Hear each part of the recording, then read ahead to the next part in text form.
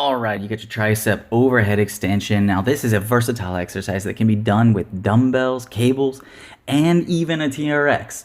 And it's going to target the back of your arms that makes men weak in the knees and women jealous. So how do you do this? It's best done one arm at a time, and you're going to take your arm overhead so that the weight is actually being pulled behind you. And you're going to keep your elbow tucked into your body.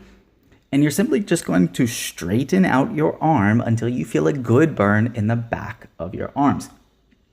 So, some common mistakes that we tend to see, well, the cable, the dumbbell, even the TRX, these are all really great setups. Now, I'm just going to caution you because the cable setup is my personal favorite because it puts your shoulders in a much better place because the arm is typically perpendicular to the weight in general.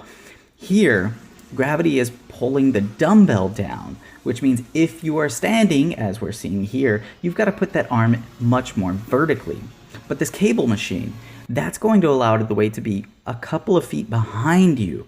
So it's pulling at a little bit more of an angle and not just straight down, which allows you to have your arm in a much safer, more comfortable position that is slightly extended, like you're pointing up to the airplane that's flying above and towards you.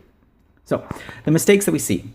Your elbow is out. Now this leads to a wider grip when that elbow is out, and a narrow grip we know just increases the work on the triceps better all around every time. Specifically, this long head that this exercise is so great at hitting.